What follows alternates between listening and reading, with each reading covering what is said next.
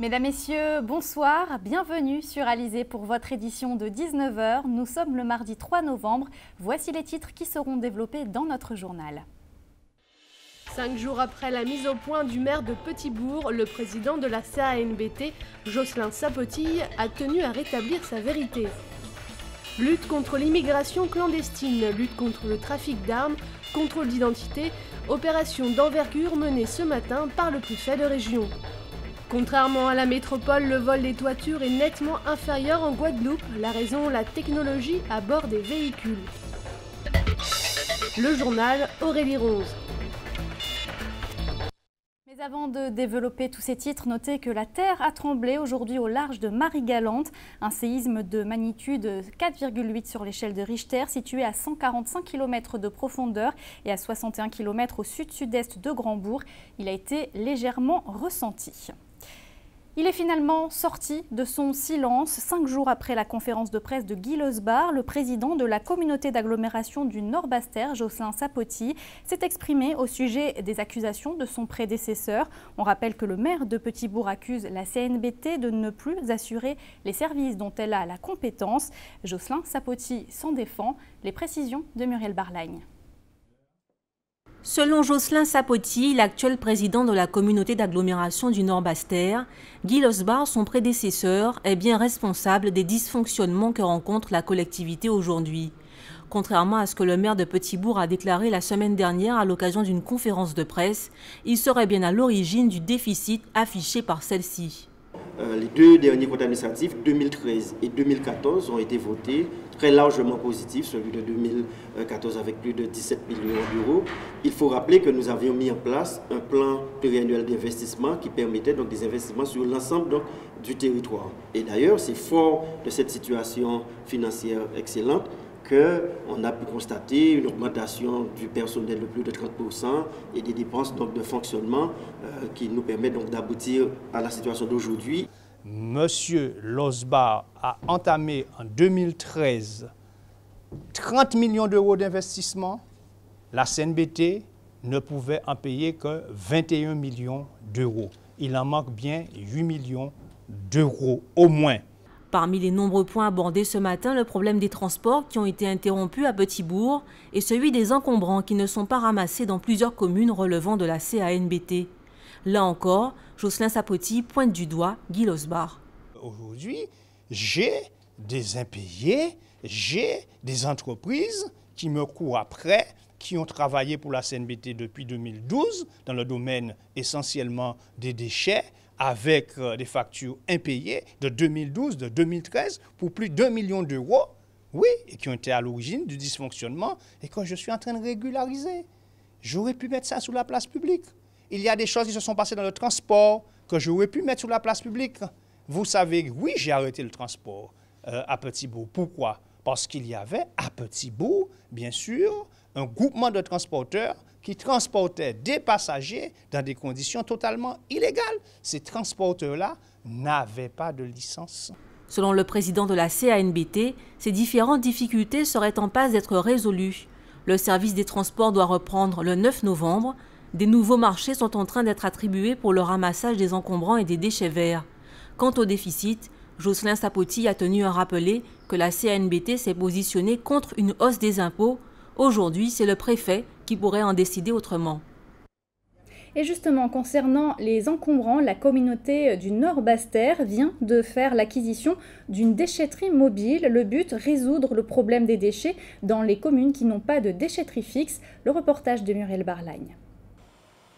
C'est une grosse remorque qui peut transporter 5 bennes de 8 mètres cubes, dont une dédiée spécifiquement au carton.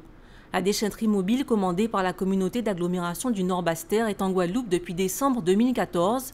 Mais pour la déplacer, il fallait attendre 2015 pour acheter un camion, véhicule qui sert aussi au transport de bennes pour le ramassage des sargasses.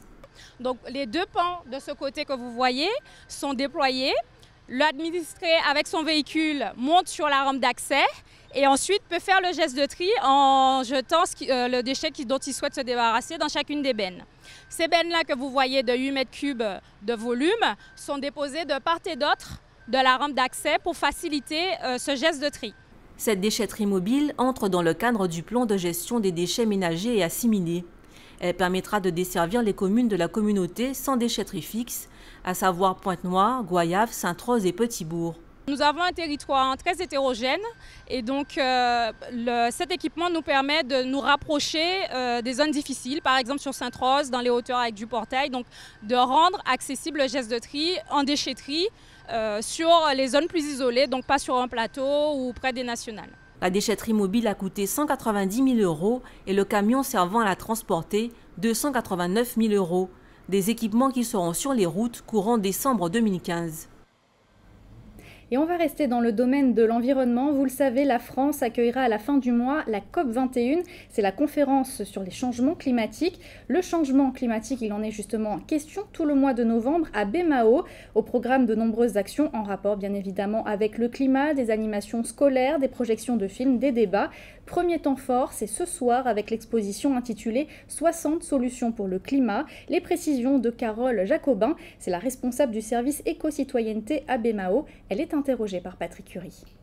Le Bemao s'est engagé dans une démarche qui est déjà une démarche Citergie, une démarche Cité Énergie, qui implique qu'elle porte des actions, qu'elle fasse des actions pour réduire les gaz à effet de serre sur son territoire, mais les gaz à effet de serre qu'elle produit, mais aussi les gaz à effet de serre produites par les autres personnes habitant, résidant sur le territoire, mais aussi pour faire diminuer tout ce qui est consommation d'énergie. Donc le mois du réchauffement climatique va dans ce droit fil, dans cette logique, mais aussi on a mis un accent sur cette manifestation-là parce qu'au mois de décembre, il y a aussi la COP21, qui est la conférence des parties, qu'on appelle aussi Paris Climat, où tous les pays consommateurs d'énergie vont se réunir pour prendre des décisions pour justement pouvoir juguler le réchauffement climatique. Pour l'instant, la ville de Bemao s'est lancée sur le plan du changement climatique, voir comment est-ce qu'on peut réduire toutes les conséquences du réchauffement climatique. Bon, c'est vrai que pour l'instant, nous en sommes qu'aux prémices.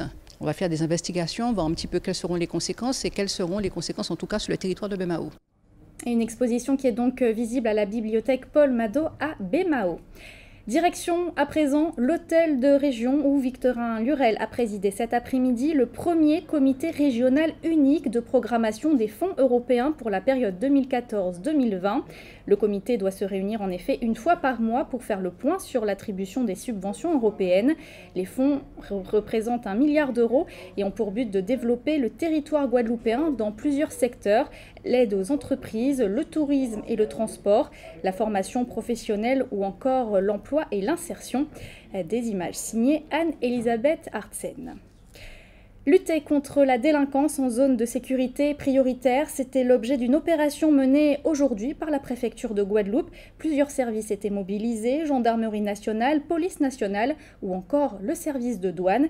Richard Scott-Tamar était sur le terrain. Les douaniers ont effectué plusieurs contrôles d'identité, d'abord à la gare maritime de Bergevin, puis au rond-point de Blanchard. Ils étaient accompagnés de gendarmes et de policiers pour une grande opération d'envergure. L'opération d'aujourd'hui est une illustration de ce qui se fait au cours de l'année, donc à savoir des opérations conjointes avec d'autres services de police ou d'autres services de l'État, comme pour aujourd'hui donc avec les douanes.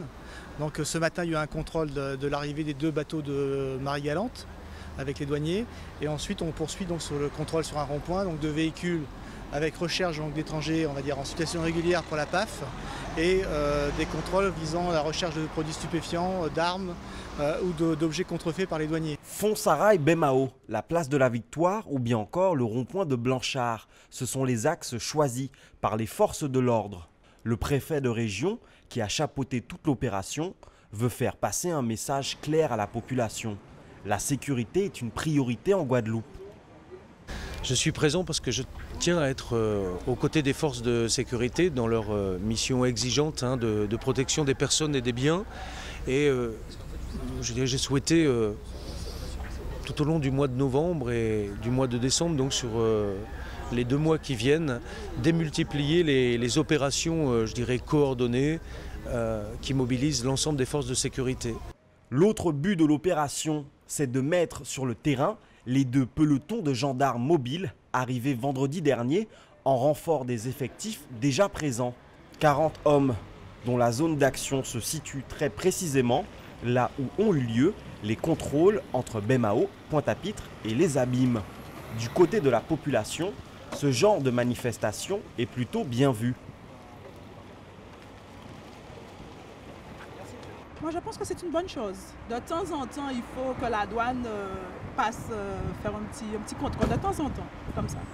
Je sais que je ne fume pas, je ne bois pas, je n'ai pas de produits stupes dans ma voiture, alors du coup, je n'avais pas peur du tout.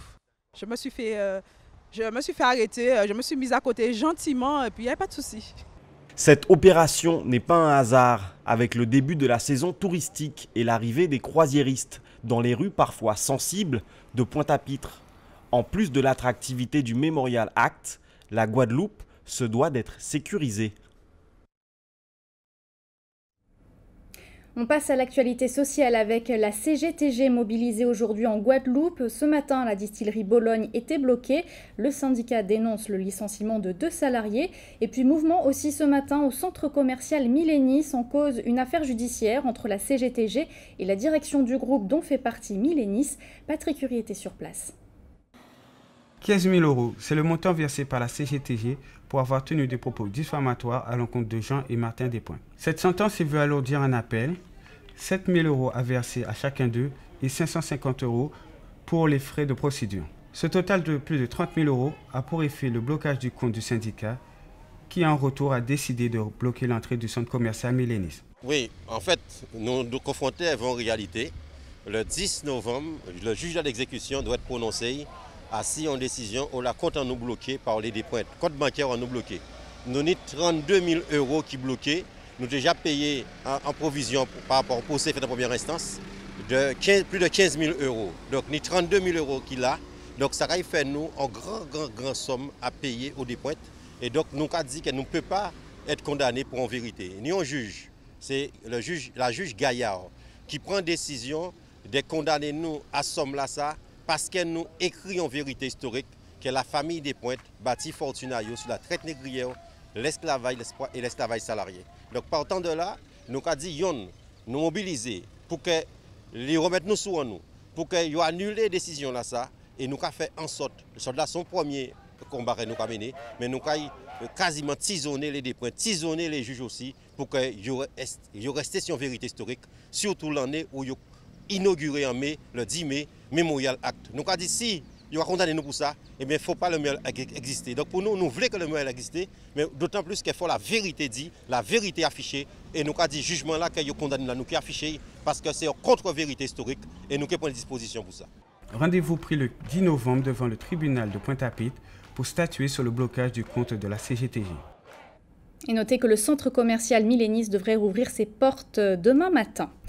Info pratique à présent avec vos coupures d'eau. Plusieurs communes sont concernées aujourd'hui. Depuis 16 h cet après-midi, les secteurs du bourg de Baie-Mahault, d'Estrélan, Fontsarail, Jarry et Trioncel ont des manques d'eau. Retour à la normale prévu demain en début de matinée. Également, à partir de 20 h ce soir, en raison de lavage de réservoirs, des manques d'eau peuvent se faire ressentir dans la zone de Guéry, Haut-de-la-Montagne, Massua, Anse-Bertrand. Même chose à Beauplan et Pelletan à Port-Louis. Retour à la normale demain en début de soirée. Situation similaire au Moule, notamment à Angerville, Bartel, Carrère, Gascon, Kerlory, Matignon, Rousseau ou encore Vieille-Case.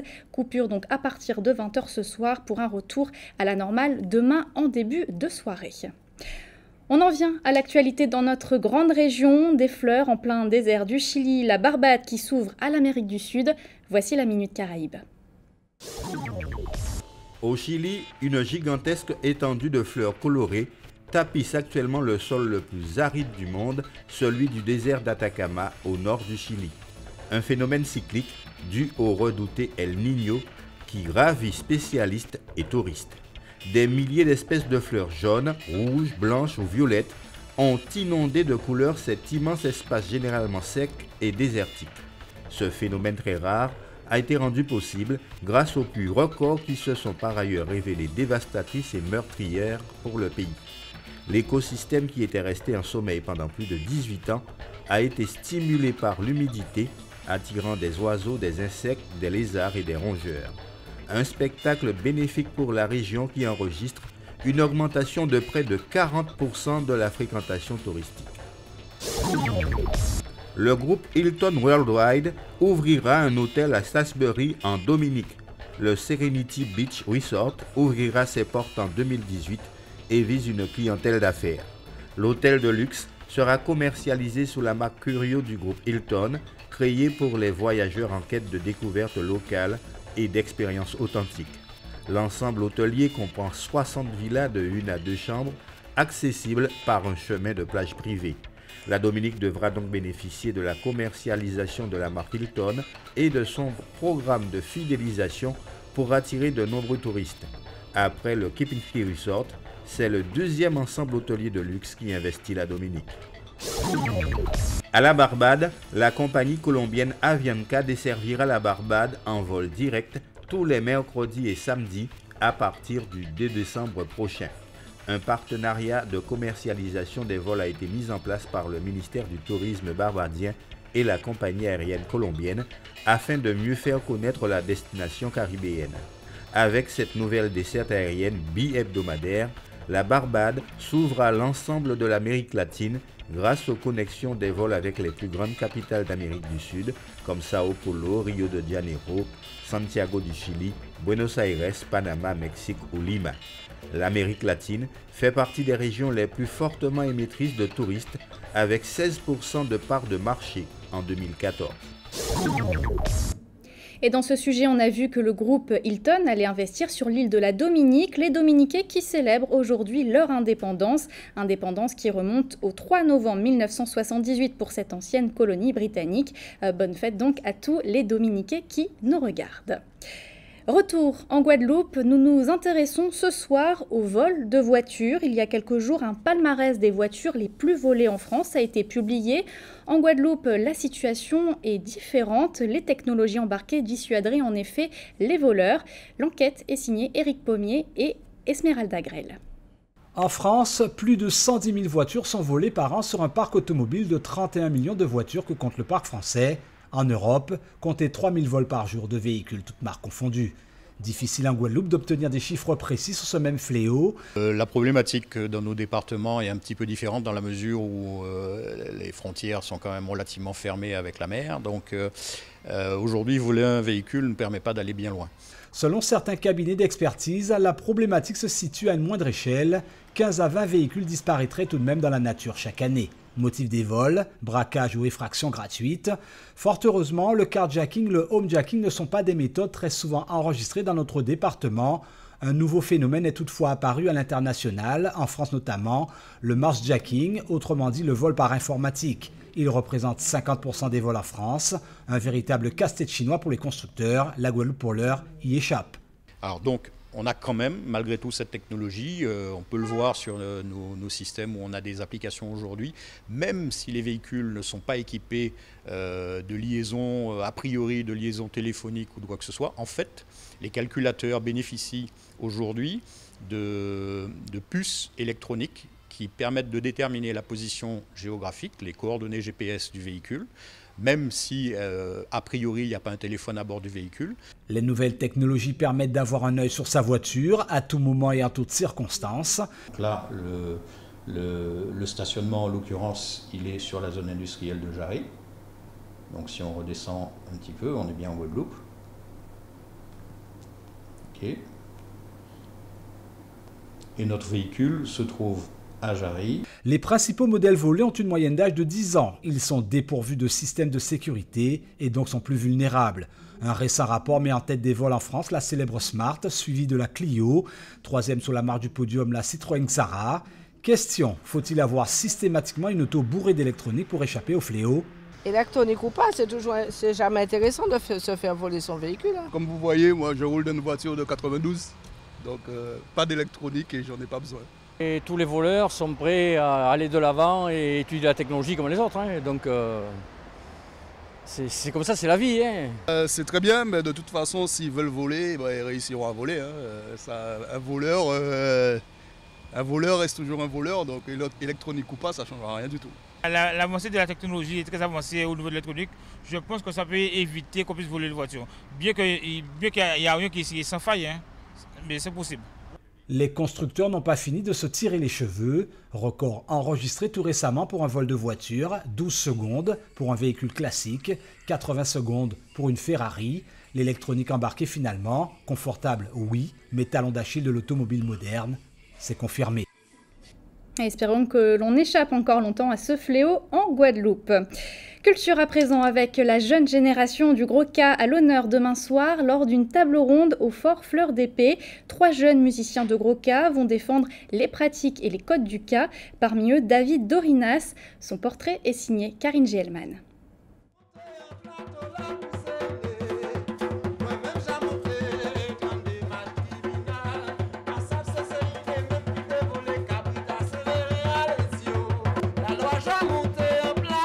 Nouvelle génération de musiciens de Gros-Ca sur le devant de la scène.